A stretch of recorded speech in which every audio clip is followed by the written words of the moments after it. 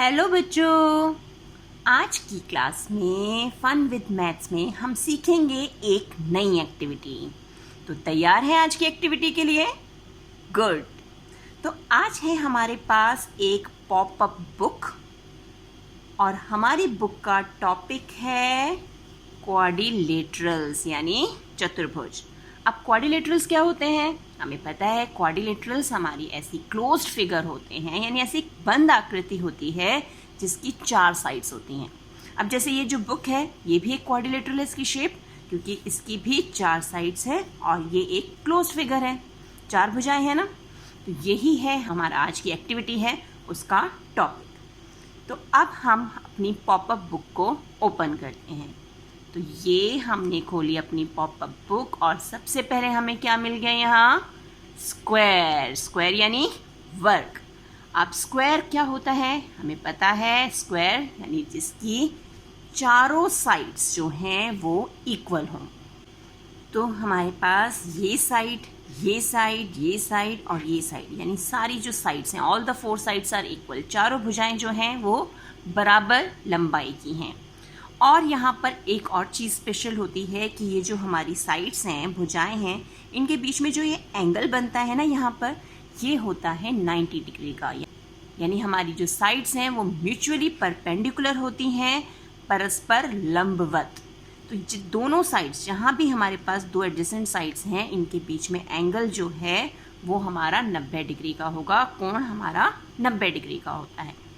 दूसरा, जो हमारे विकर्ण हैं यानी डायगोनल, जो ये अपोजिट वर्टिसेस हैं, सम्मुख शीर्ष को जो जोड़ रही है लाइन, ये डायगोनल्स जो हैं ये इक्वल लेंथ के होते हैं, इनकी लंबाई बराबर होती है। अब नेक्स्ट देखते हैं, नेक्स्ट हमारा क्या है? नेक्स्ट आ गया हमारे पास रेक्टेंगल। रेक्टेंगल यानी आयत।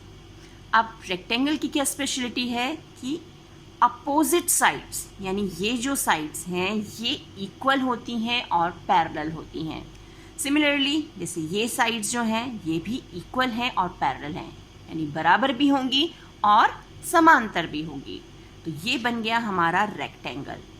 यहाँ भी साइड्स के बीच में जो ये एंगल है ना, ये होता है 90 डिग्री का, यानी ये कोण भी यहाँ पर 90 डिग्री का होता है।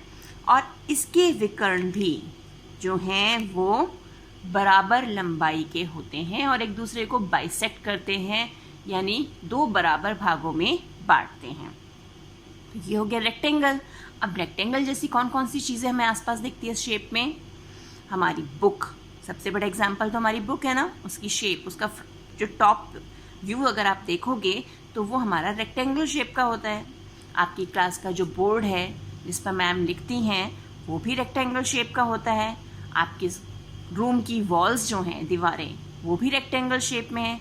ऐसी और भी आप अपने आसपास एग्जाम्पल्स ढूंढ सकते हैं। अब देखिए नेक्स्ट क्या है? नेक्स्ट आया रोम्बस, यानी हमारा समचतुर्भुज।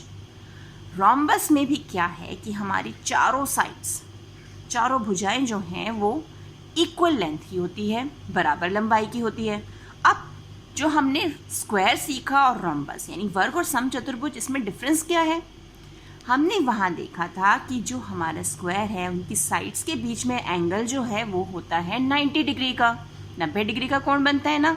लेकिन रोम्बस में ऐसा ज़रूरी नहीं है, ये 90 डिग्री का भी हो सकता है और डिफरेंट भी हो सकता है। तो हम ये कह सकते हैं कि स्क्वायर यानी जो हमारा वर्ग है वो एक रोम्बस है, लेकिन सारे रोम्बस हमारे स्क्वायर्स हों ये ज़रूरी नहीं है। तो रोम्बस में क्या स्पेशल है कि रोम्बस में जो हमारे विकर्ण हैं, ये जो डायगोनल्स हैं, ये एक दूसरे को 90 डिग्री पे बाइसेक्ट करते हैं। यानी यहाँ पर जो एंगल है हमारा, ये एंगल हमारा 90 डिग्री का होता है डायगोनल्स के बीच में। यानी ये एंगल डायगोनल्स के बीच का जो एंगल है वो हमारा 90 डिग्री का होता है। तो ये हमारा रोम्बस की स्पेशलिटी है। अब चलिए नेक्स्ट क्या आएगा? ये आ गया पैरेललोग्राम, यानी समांतर चतुर्भुज। अब इस शेप को देख के लग रहा है ना कि शायद रेक्टेंगल जो है थोड़ा सा टेढ़ा हो गया, उसे किसी ने टिल्ट कर दिया। तो यही है, ये हमारे पास यहाँ जो समांतर चतुर्भुज है ना, पैरेललोग्राम, इसकी कुछ कुछ प्रॉपर्टी रेक्टेंगल जैसी है। जैसे अपोजिट साइड्स यानी सम्मुख भुजाएं जो हैं वो इक्वल भी होंगी और पैरेलल भी होंगी, यानी इनकी लेंथ जो है वो बराबर होगी और ये समांतर होंगे। ऐसे ही ये साइड इस साइड के बराबर भी होगी और पैरेलल यानी समांतर भी होगी। अब फिर वही, तो रेक्टेंगल और पैरेललोग्राम में क्या डिफरेंस है? रेक्टेंगल में हमारा क्या था कि ये जो दो साइड्स हैं इनके बीच में एंगल कितना था? वेरी गुड, 90 डिग्री का। लेकिन यहाँ भी ये ज़रूरी नहीं कि ये 90 डिग्री का हो। क्या ये 90 डिग्री का एंगल है? यस, तो ये 90 डिग्री का नहीं है ना। तो ये है हमारा पैरेललोग्राम, इसमें अपोजिट साइड्स पैरेलल और इक्वल तो हैं, पर ज़रूरी नहीं कि ये एंगल 90 डिग्री हो। तो हम कह सकते हैं कि रेक्टेंगल जो है it is a type of parallelogram, कि हमारा आयत जो है वो समांतर चतुर्भुज का एक प्रकार है। और पैरेललोग्राम में जो हमारे अपोजिट एंगल्स होते हैं ना, सम्मुख कोण, ये भी बराबर होते हैं। तो ये हो गया पैरेललोग्राम। अब नेक्स्ट क्या है?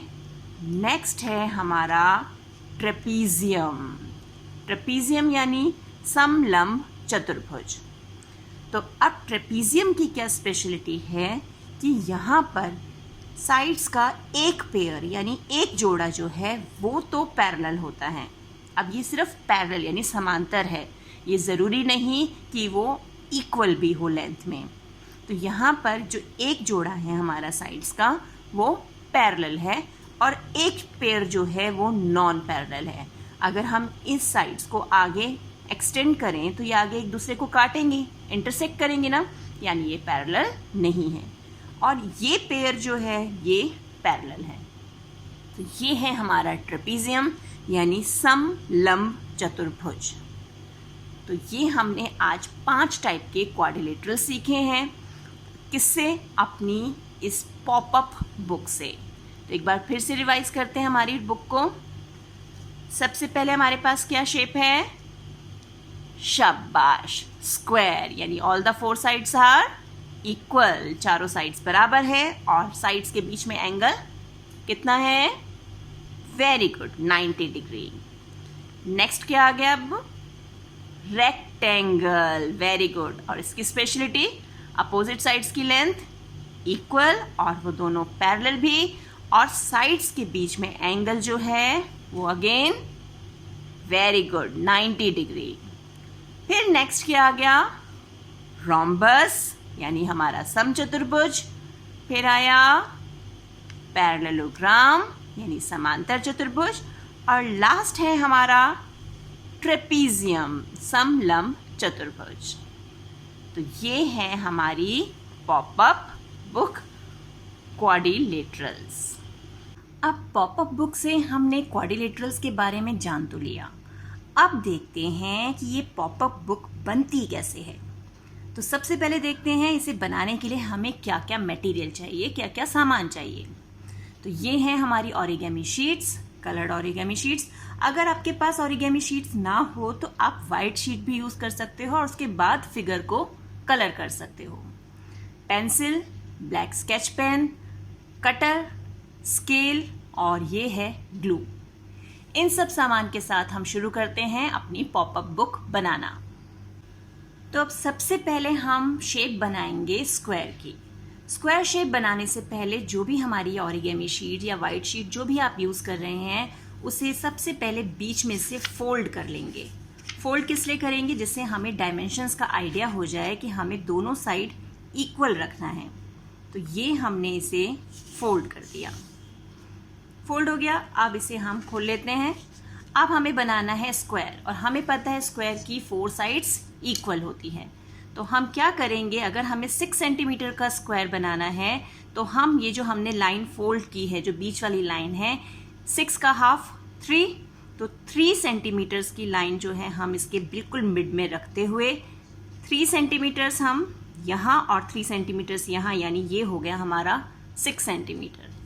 अब 6 सेंटीमीटर ही हमें यहाँ भी ड्रॉ करना है, तो ये भी हमारा हो गया 6 सेंटीमीटर।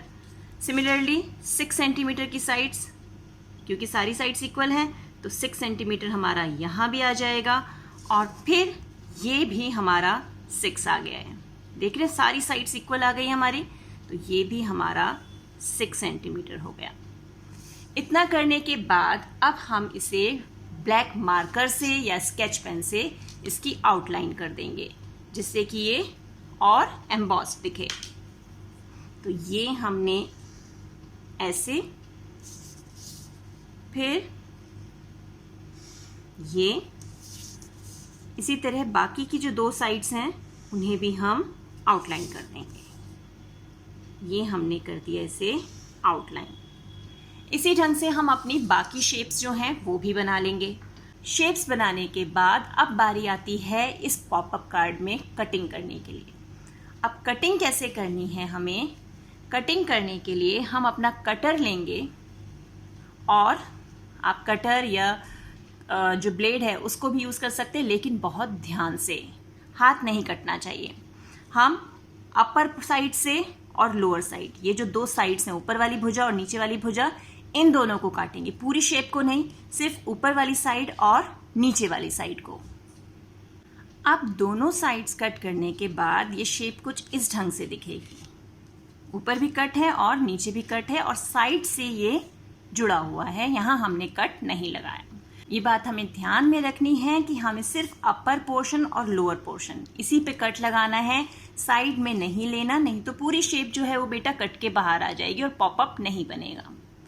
अब जब ये शेप कट जाएगी तो हमने क्या करना है, जो पीछे वाली शेप के बाहर जो लाइन है उसे तो हमें ऐसे ही फोल्ड रखना है, यानी वो इस तरह से, जैसे बुक होती है हमारी इस तरह से फोल्ड रहेगा। और जो ये शेप है इसे हमें थोड़ा सा पीछे से पुश करना है और पुश करके इसे बाहर की तरफ निकाल के ऐसे फोल्ड करना है, यानी ये इस तरह से बाहर निकलेगी। और फिर जैसे आप बुक बंद करते हैं उस ढंग से आप बुक को बंद कर देंगे। तो ये आ गया हमारे पास, इस ढंग से आ गई एक शीट ये। इसी तरह से हम बाकी शीट्स को भी फोल्ड करके इस फॉर्मेट में ले आएंगे। अब हमारी बाकी शेप्स भी इस ढंग से तैयार हो गई। ये हमारा रेक्टेंगल है और ये हमारा स्क्वायर है और ऐसे ही बाकी शेप्स भी तैयार हो जाएंगी। अब आती है बारी कि इन्हें पेस्ट कैसे करना है। तो जैसे अब ये स्क्वायर वाला हमारा पोर्शन है ये, और ये है रेक्टेंगल, तो हमें पेस्ट करते समय ध्यान रखना है कि ये जो साइड्स हैं, जॉइंट जो है, ये एक साथ पेस्ट हों और ये एक दूसरे को पूरा कवर करें, यानी इस ढंग से। तो अब हम इस पर ग्लू लगा के इसे पेस्ट करेंगे। तो हम इसकी एक साइड ले लेते हैं और इस पर ग्लू लगाएंगे। अब हम इसमें यहाँ बिल्कुल एजेस पे, किनारे किनारे हम इस पर ग्लू लगा देते हैं और बहुत ज़्यादा ग्लू भी नहीं लगाना हमें, ये हम ग्लू लगा और फिर हमें क्या करना है, ये साइड और ये साइड इसे जॉइन करते हुए पेस्ट कर देना है। ये हो गया। इसी तरह से हम बाकी शीट, इसके पीछे दूसरी शेप, फिर तीसरी, फिर चौथी, पांचवी, 5 शेप सीखे ना हमने, पांचों के पांचों क्वाड्रिलेटरल्स हम इस तरह से इसमें पेस्ट करते जाएंगे और ये बन जाएगी हमारी पॉपअप बुक। उसके बाद हम इस पे हेडिंग लिखेंगे, यानी स्क्वायर, वर्क, जो भी हमें लिखना है। यहाँ पर आ जाएगा हमारा रेक्टेंगल यानी आयत, और इस तरह से हमारी पॉपअप बुक तैयार हो जाएगी। और तैयार होने के बाद हमारी पॉपअप बुक कैसे लगेगी, कुछ इस टाइप की। तो ये बन गई हमारी पॉपअप बुक।